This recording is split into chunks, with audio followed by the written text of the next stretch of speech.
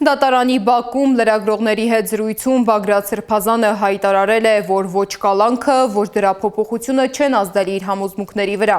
Նրա խոսքով այս ընթացքում ավելի է համոզվել, որ երկրում անհրաժեշտ է արդարություն եւ ճշմարտություն։ Ես ուզում եմ ճշգրտում անել, չէ, հիմա երևի դեռ չգիտեմ անկեղծորեն, հավանաբար ինչ որ հասցե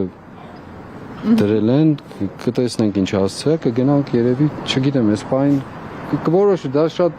մանր խնդիր է, ուրեմն ինչ է ուզում ասել։ Մենք չենք դիմել, միջնորդություն չենք ներկայացրել խափանման միջոցի փոփոխության համար, որպես այդպիսի։ Ես ուզում եմ սա շատ հստակ լինի, ոչ տնային կալանք, ոչ վարչական վերահսկողություն եւ ոչ էլ այլ բան։ Մեր միջնորդության ներկայացումը դարձյալ ասում եմ եղել է եւ դա էլ անընդունելի ինձ համար եղել, անընդունել, որովհետեւ դա վիրավորական է, բոլոր առումներով։ Միշտ ասել եք արդարացում։ Այո, թեպետ եղել է երկրից չբացակայելու արգելքով միջնորդություն։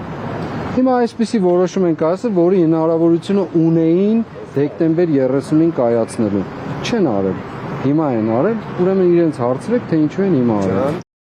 Դատարանի որոշմամբ Բագրատ Սրբազանը առաջիկա 2 ամիսները կանցկացնի տնային կալանքի պայմաններում։ Որոշումը կայացրել է դատավոր Վազգեն Ռշտունին։ Բագրատ Սրբազանին այդ ընթացքում արգելվում է շփվել Սրբազան պայքարի գործով անցնող մյուս մեղադրյալների հետ։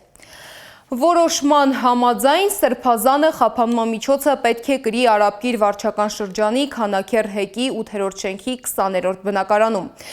Վերաքննիչ դատարանի որոշմանը զուգահեռ առաջին ատյանի դատարանի դատավոր Կարեն Ֆարխոյանը թույլ է տվել, որ Սրբազանը հունիսի 7-ին մասնակցի քվեարկությանը։ Իր հերթին Բագրատ Սրբազանը դատարանում ներկաներին կոչ է արել մասնակցել ընտրությանը եւ քվեարկել հայրենատեր ուժերի օգտին։